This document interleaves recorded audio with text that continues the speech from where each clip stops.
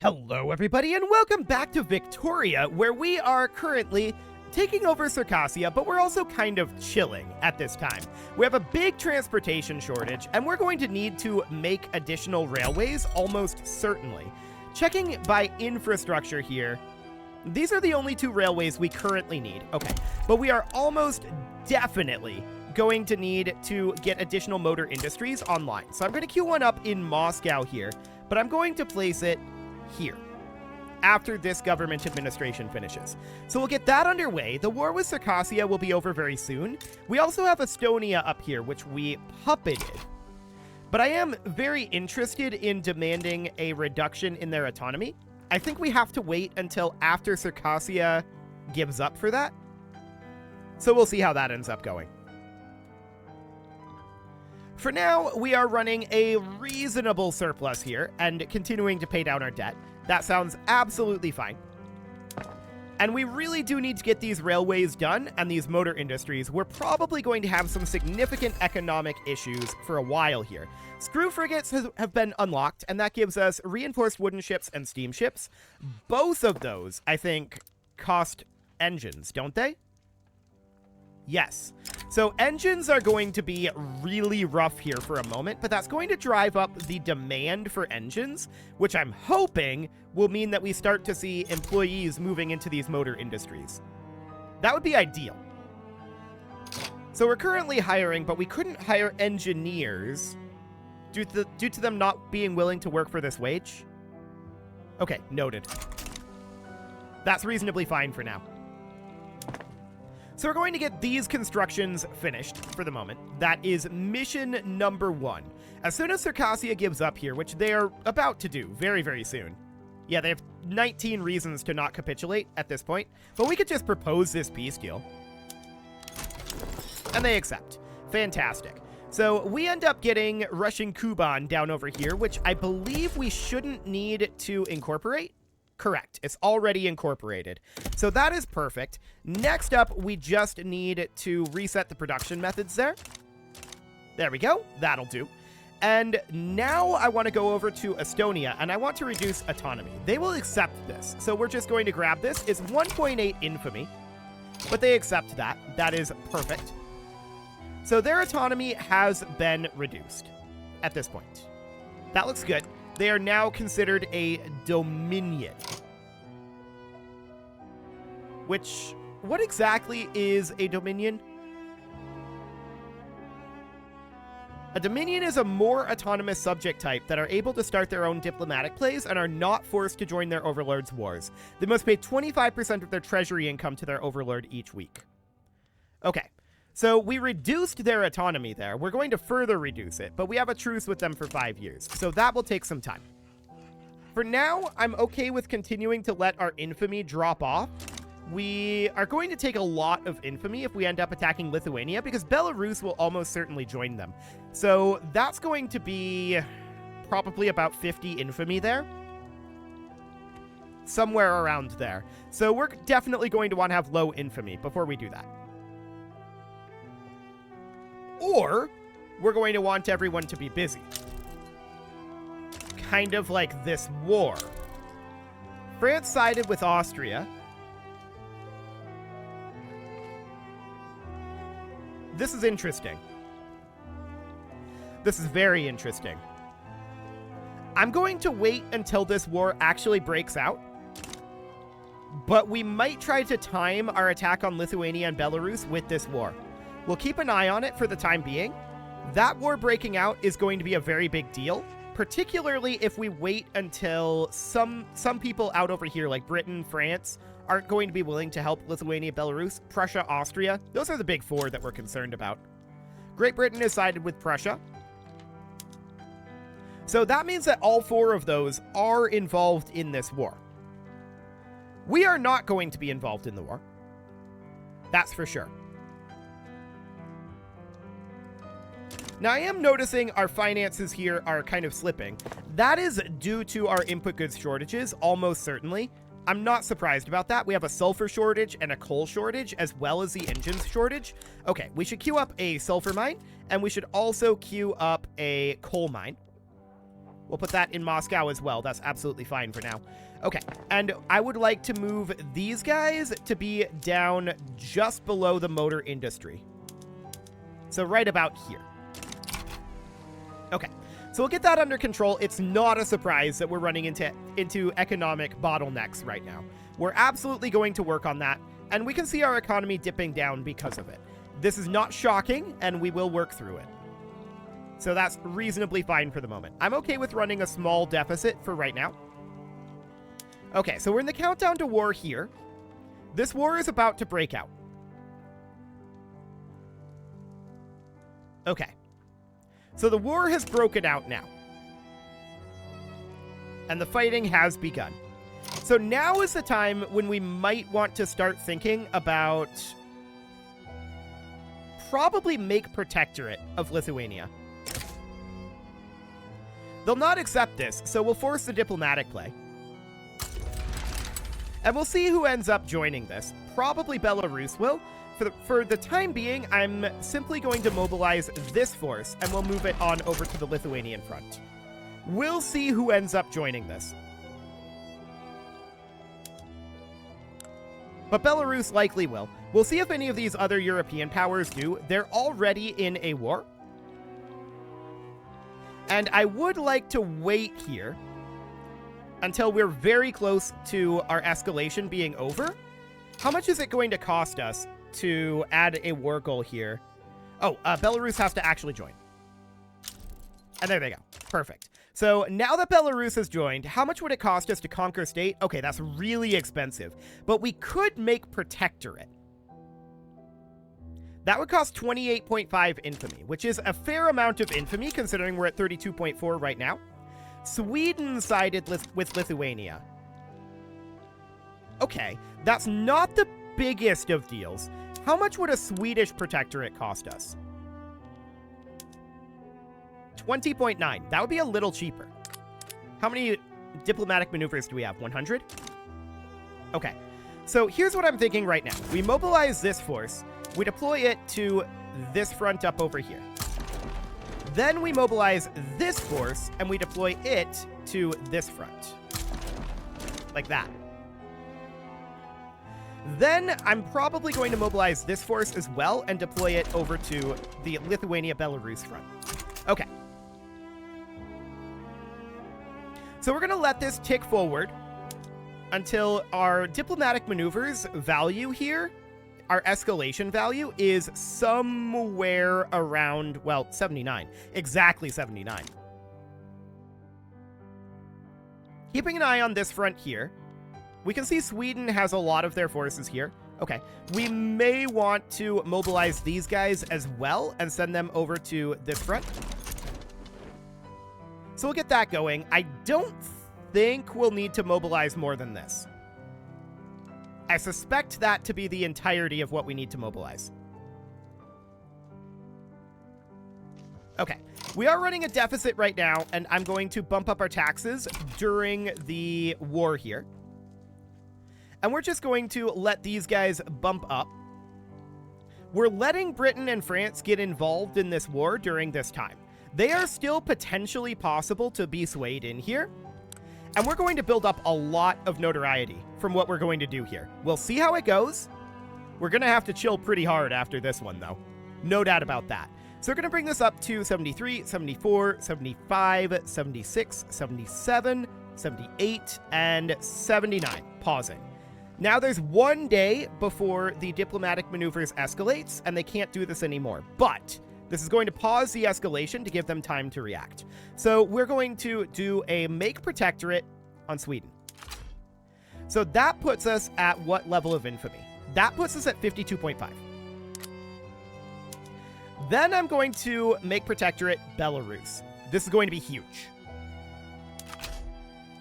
We have really, really high infamy now at 81. Okay, how long is this going to be paused for? 10 days. People are going to be really upset about this. France sided with Lithuania. France is currently busy over here. So hopefully that's not a big problem.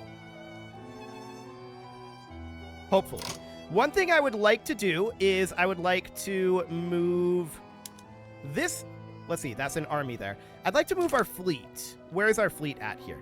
These guys. I'd like to move them to deploy to this sea node.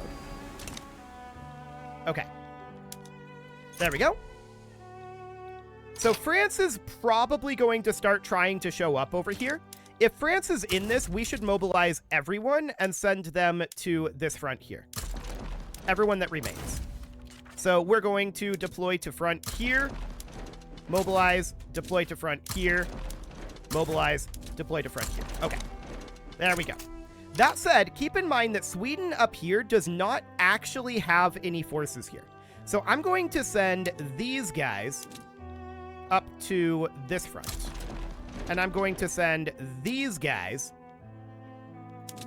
up to this front. Okay. So that'll be fine for right now. We'll get them moving, and then we'll pull these guys off of this front and move them down over here. Now, one thing we may want to do is go onto a defensive footing over here until we knock Sweden out of this war. That is a potential option. So we could go to an adamant defense here. Let's see here. Who else do we have over here? We've got these guys. Defend front. These guys are going to be adamant defense and defend front.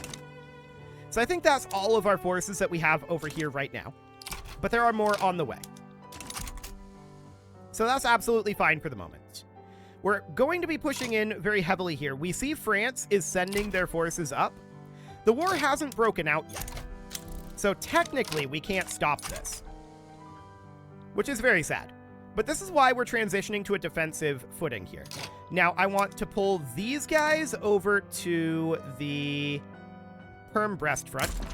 And I'm going to do the same with these guys. So we're going to pull them over.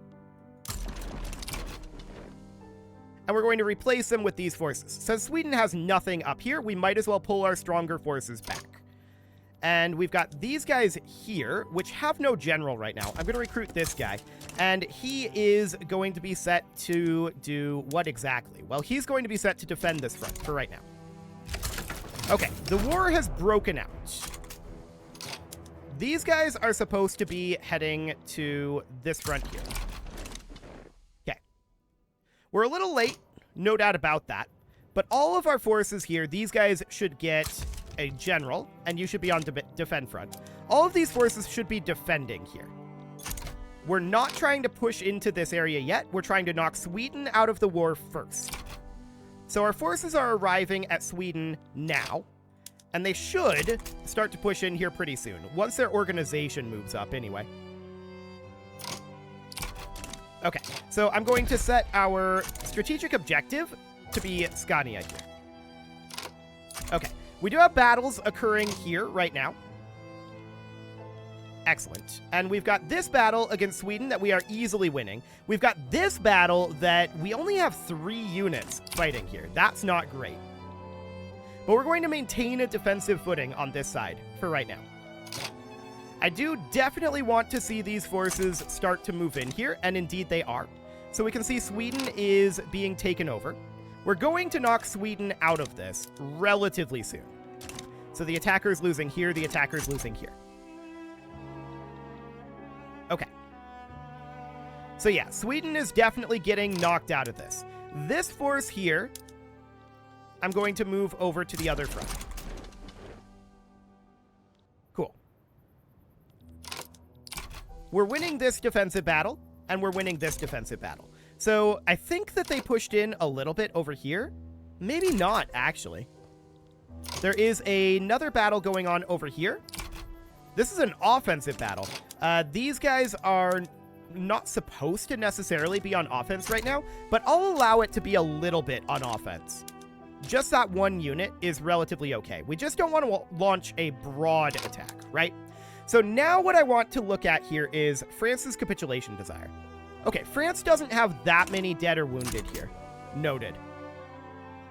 The majority of the French army is not participating here. They're chilling back in France. So that seems okay for now. These trade routes are inactive. That's fine. Get out of here. There we go. And we're just going to test some of their strengths along this front for a little bit. But we're looking to knock Sweden out of the war right now. That is the overall goal at this time. And we're definitely pushing in and going to knock Sweden out of the war very soon. So we're going to have this all be a thing.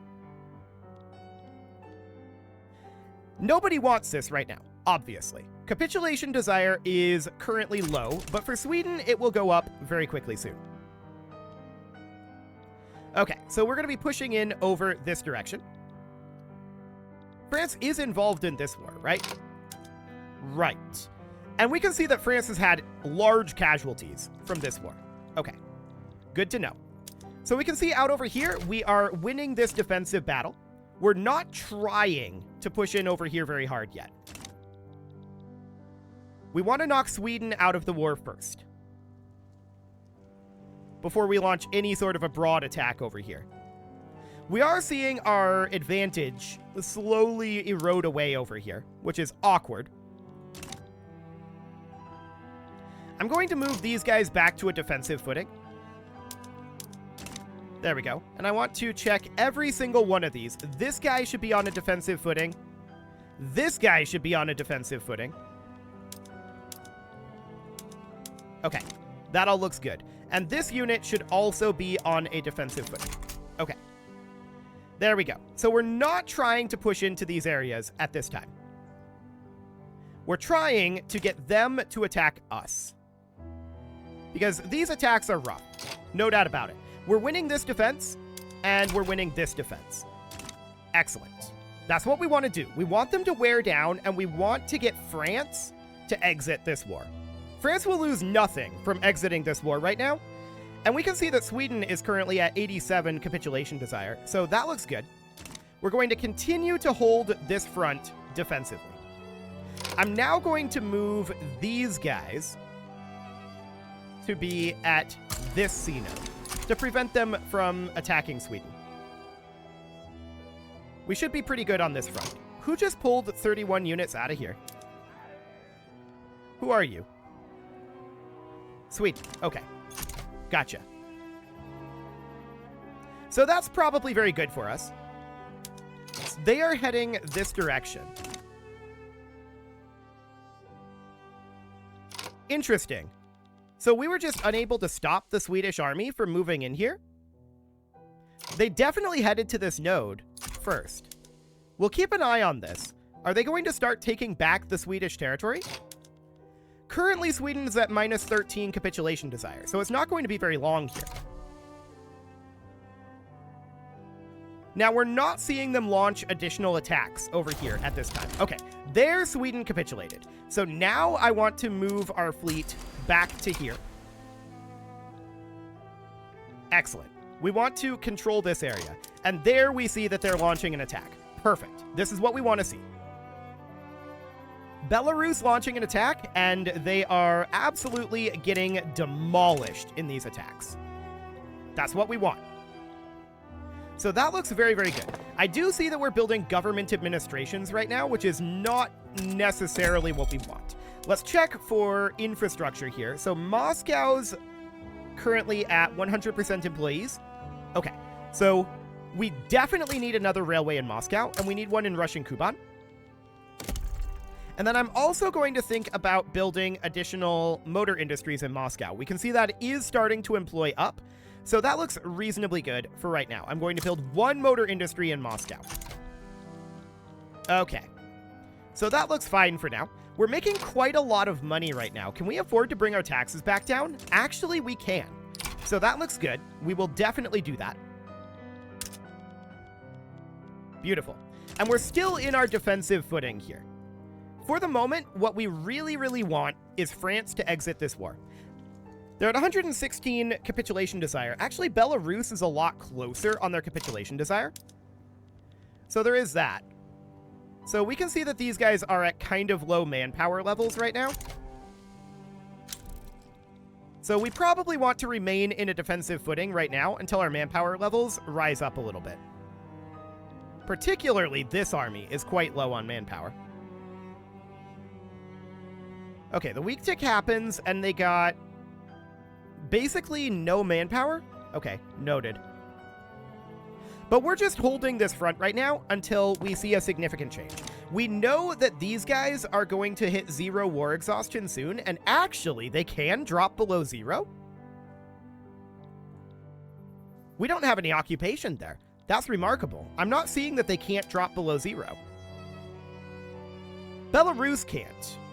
They're at 0 right now. France's war support is quite low. Or actually quite high. France is quite happy to continue this for the moment, which is sad. And our infamy is still steadily working on dropping, but that'll take some time. We are winning this defensive battle. And that looks decent, except that we have similar numbers on each side of dead and wounded. I don't love that. I don't love that at all. So the question is, when are we going to be willing to get out of this war, right? When is France going to be okay with this? They're only losing 0.68 exhaustion right now. That's not great. Are they still in their other war? They are. And they've taken huge losses in this war. Okay. Overall, we have also taken fairly large losses, but not nearly as high as France has. So that seems okay. We're still very much on a defensive footing here. A movement to enact dedicated police force. I kind of want to do this. So let's get going on that. That'll be great. The Gentry Assembly will lose a lot of power from that. I think that's really, really solid. So obviously our transportation shortages are still a problem, right? We're going to need to build like one level of railway eventually in every single one of these provinces. I'm going to queue that up. It is not here. It is eventually going to be necessary to have, well, right now it's necessary to have at least one level of infrastructure for each of these, just due to the local transportation shortages. This is, of course, going to cause significant issues and take a while to construct. But that's okay. So we're going to do that, but I'm going to move up any of these that we have progress in already. So I'm going to move up all of these guys. There we go. So that's fine for now. We see this battle out over here that we are losing, and then we see this battle that we won. Oh, this thing is switching back and forth very rapidly. We are now winning this battle. Beautiful. That's what we want to see, is more battle wins. More battle wins. So at this point, we can see that Belarus is at 0 war support. We can see that France does not want out of this for a while. They're still at minus 108. Size of French loans is +2, and turmoil in France is +1. Okay. War support is the vast majority of this stuff. So France will eventually want to get out of this war. They're kind of being ravaged by this war here. Look at those numbers. That's insane. And that's going to keep going for a while. We do see that there are some French up here and down here. There's not that many French, though. I'm a little concerned about our manpower counts. How do we get more manpower to the front? Indeed. The Gentry Assembly have petitioned the government to pass legal guardianship. That's not going to happen, guys. That is simply not going to be a thing. I can tell you that right now. We hit immediately a stall on the dedicated police force, which is not super shocking. Not super shocking at all. But we'll at least cut through some of the red tape. Okay. So that'll be fine for now. We are seeing this number not being great, right? And this is why we're in a defensive position here. So the capitulation desire for Lithuania is currently minus 59. That's all well and good. What we really want is for the French capitulation desire to go away. We just got water tube boilers, and turning all of this on is probably going to cause us more economic problems, and so we're going to do it, naturally. So we're going to go to water tube boilers. This is going to skyrocket the cost of coal. That's understood. We absolutely do that. And then we're going to go in here, and we're going to go to condensing engine pumps. That's going to increase the price of tools, but it's going to produce a lot more coal. And iron. Yes, I'm aware of that. And lead mines. and sulfur mines. Okay, so what that balance should end up meaning... Oh, we need to go to water tube boilers for furniture manufactories as well. What that balance should end up meaning for us is that we are going to need more tools. We're running a coal shortage right now. Ammunition is expensive. Engines are currently expensive. There's actually an ammunition shortage, and we should probably do something about that. So an ammunition shortage is a pretty big deal. So arms industries, or is that still in arms? Was it always in? I think they were munitions foundries before. Yeah, this is just small arms. Explosives factories. Did they rename it? Okay, we can go in here.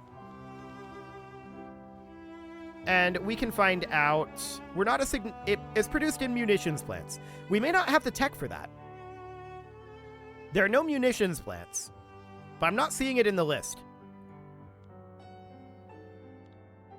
Okay. Are we lacking tech for it? Let's go into military here. We have percussion cap here. That's what unlocks munitions plants. Okay. Gotcha. 15 months on that. So we can't change that for now. Cool. So we're going to be working on a lot of different things here. No doubt about that. That's all going to take some time. We really do want to get out of this war as soon as possible. The question is, when is that possible? This defensive battle we are currently losing, as are we losing this one. That's not good. France has managed to get more troops in here, which is odd to me, considering that they are on the side of Austria, and we control this sea node. How are they getting troops in here? They'd have to pass through Prussia, or I guess go through Austria, Poland, into Belarus? Maybe that's how they're getting there. Oh, this one might... No, I don't think it's going to turn around. These French forces are a problem. I was really hoping that the French would not get involved here. Like, really hoping. Unfortunately, they have gotten involved. And the question is, when are they going to exit this war, right? It's not going to be for a while. So we're going to start seeing ourselves getting pushed back in this area due exclusively to the French. We would be able to take on Lithuania and Belarus and Sweden easily, but with France in there, that is definitely a lot tougher. No doubt about it. Wow, we hit another stall here. Okay. We'll take a setback. But that is grim. No doubt about that. So what can we do about this situation? We're losing this as well? Yeah, we're just not getting enough manpower to the front. So how can we handle the manpower? That's definitely an interesting question. I think it just kind of is what it is, because the barracks are built in specific locations, right? And we need to be able to handle that from those locations. Pretty sure that's what we've got going on here. So, currently we're at -20 Lithuanian capitulation desire. So they're not going to get down to 100%.